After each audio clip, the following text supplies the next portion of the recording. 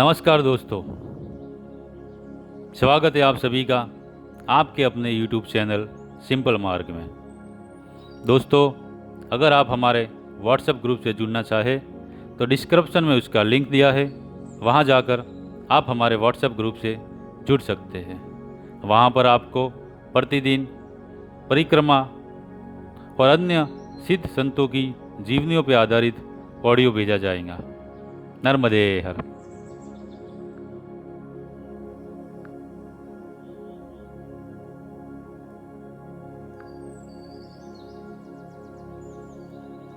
मंगलवार 30 जनवरी 2018 बाढ़ भूत से वड़वा महाकालेश्वर मंदिर, कुकुरवाड़ा, भरूच, झाड़ेश्वर से तबरा। हम सुबह 6 बजे उठे।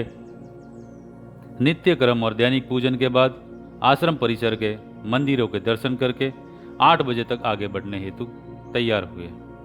इस आश्रम में पंचमुखी शिवलिंग अद्भुत है। हमने पुजारी जी से प्रसाद पाया और फिर चाय पी। इसी दौरान हमने उन्हें कल मिले हुए अनाज के वो 4-5 किलो के 2 पैकेट सुपुर्द किए। उन्होंने बहुत आग्रह किया कि हम इसे अपने साथ ही रखें और भोजन आदि बनाते जाएं।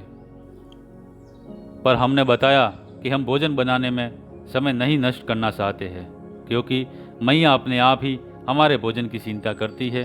ये सारा सामान आश्रम में आने वाले अन्य परिक्रमावासियों के लिए उपयोग में आ जाएगा, इसलिए आप इसे निसंकोच भाव से रखें। इसके बाद करीब 8:50 पर पंडित जी के बताए मार्ग से हमने हमारी आज की यात्रा प्रारंभ की। हमने वड़वा गांव पार किया और फिर महाकालेश्वर मंदिर आए। इसके थोड़ा आगे बढ़ने पर नहर किनारे करीब 11:15 बजे हमने कुछ वीडियो शूटिंग करने वालों का एक दल मिला। इनके बारे में हमें दहेज के आश्रम में पता चला था। ये बड़वा के पास के किसी आश्रम से है और मैया के दोनों तटों पर स्थित सभी छोटे बड़े मंदिरों तीर्थों की ये शूटिंग कर रहे हैं, ताकि भविष्य में भी इन स्थानों के विषय में लोगों को जानकारी मिलती रहे। इनका प्रयास सराहनीय है। उन्होंने हमसे भी हमारे परिक्रमा के विषय में कुछ कहने का आग्रह किया और हमारा परिचय भी लिया, जिसकी उन्होंने शूटिंग की। साथ ही हमें 10-10 रुपये दक्षिणा भी दी। इसके बाद चलते हुए हम कुकुरवाड़ा गांव में आए। यहाँ एक घर के बरामदे में एक स्वामी जी बैठे हुए थे। उन्होंने हमें अंदर बुलाकर चाय पानी दिया तथा थोड़ी बातें की।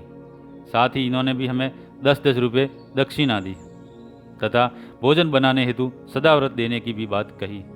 पर हमने बताया कि हम भोजन नहीं बनाते हैं, तो उन्होंने ही हमें आगे के आश्रम की जानकारी दी, जहाँ हमें तैयार भोजन मिल सकेगा।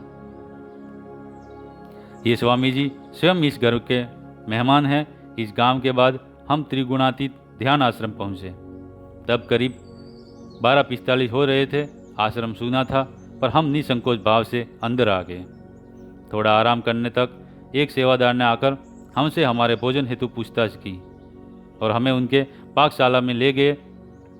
भोजन में हमें रोटी और मूंग दाल मिली। इसके बाद हम इस आश्रम के प्रमुख स्वामी जी से मिले। उन्होंने हमें प्रसाद स्वरूप बूंदी के 2 पैकेट दिए और हमसे कुछ बातें की तथा हमारे नोटबुक पर सील और हस्ताक्षर किए। उनकी अनुमति ले यहाँ से हम आगे बढ़े और करीब 2 बजे भरूच महानगर में दाखिल हुए। ये काफ़ी बड़ा और विस्तृत भूभाग में फैला हुआ शहर है। इस शहर में मुस्लिम आबादी भी बहुत है। रास्ते से चलते हुए हमें एक ठेला लगाने वाले व्यक्ति ने बुलाकर बिठाया तथा हमें चाय मंगवा कर दी। ये स्वयं समोसा आदि का ठेला चलाते हैं। हमने उनसे आगे के मार्ग के विषय में भी जानकारी ली। जिसके बाद हमने झाड़ेश्वर की दिशा में चलना शुरू किया। हमारे ब्रेक के दौरान हमने अनानास का रस, नारियल पानी और छाछ भी पी। थोड़ा आगे आने पर एक मोची से हमने हमारा टूटा हुआ बैग भी चिलवाया, जो उन्होंने काफ़ी मेहनत से सिला, पर उसके उन्होंने हमसे बहुत आग्रह करने पर भी पैसे नहीं लिए। भरूच शहर को पार करते करते हम बहुत थक गए हैं। ट्रैफिक से रास्ता निकालते हुए शहर को पार करना बहुत मानसिक कष्ट देने वाला था। हम झाड़ेश्वर हाईवे पर करीब 5 बजे पहुंचे, पर हमने यहाँ से 14 किलोमीटर दूर शुक्ल तीर्थ जाना उचित नहीं समझा, क्योंकि अब सूर्यास्त होने को था, तो हम वहाँ तक नहीं पहुँच पाते और हम तवरा गांव की दिशा में सीधे ही आगे बढ़े। करीब 5:30 पर हम लोग तवरा गांव में आए और बहुत अधिक थक जाने की वजह से एक खुले मैदान में बैठकर सुस्ताने लगे। साथ ही रुकने हेतु किसी आश्रम के बारे में सोचने लगे।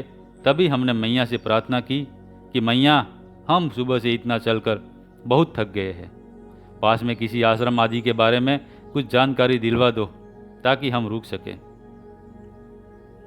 ऐसा कहकर हम उठे और चलना शुरू किया। पास में कुछ सफ़ेद कपड़े पहने बूढ़े लोग दिखाई दिए। हमने उन्हें परिक्रमावासी समझ उन्हीं से आश्रम के विषय में पूछताछ करना उचित समझा और उनकी दिशा में बढ़े।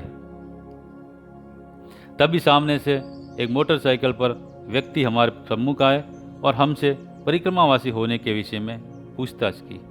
हमने उन्हें हाँ कहा तो उन्होंने कहा, अगर आपको आपत्ति ना हो तो आज रात्रि आप दोनों हमारे घर में रुके। हमने भी उनके निमंत्रण को सहर्ष स्वीकार किया। मैया ने तत्काल ही हमारे रुकने की व्यवस्था कर दी थी। ये सब इतनी जल्दी हुआ कि हम भी आश्चर्यचकित हुए बिना नहीं रह पाए। ये सज्जन श्री परेश गोहिल जी है, जो रिलायंस कंपनी में बस चालक का काम करते हैं। हम उनके 3 कमरों के छोटे से घर में आए, जो दिखने में छोटा था, पर उनकी उदारता की तरह इसमें काफ़ी जगह थी। आते ही माताजी श्रीमती गोहिल ने हमें चाय दी तथा उसके बाद हाथ मुंह धोकर नित्य पूजन किया।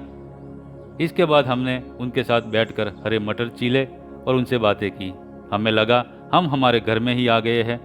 इनका इकलौता बालक इंजीनियर के डिप्लोमा की पढ़ाई कर रहा है। हमारे हल्के भोजन के आग्रह पर उन्होंने रात्रि भोज में खिचड़ी, कढ़ी और हरे मटर, बैगन, टमाटर की सब्जी बनाई।